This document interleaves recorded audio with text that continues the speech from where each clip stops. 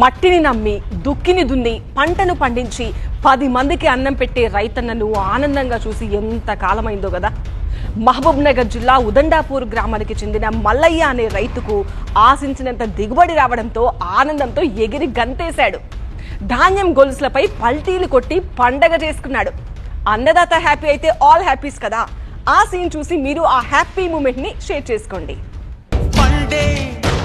పొలము చెబుతుందే పదునుగా నాటే నాగలి పోటే చేసిన మేలంటే సిరిపై రై ఎగిరే వరకు చేనుకు మాత్రం తెలిసిందా తనలో కనిపించే కళలకు తొలి పిలిపేదంటే.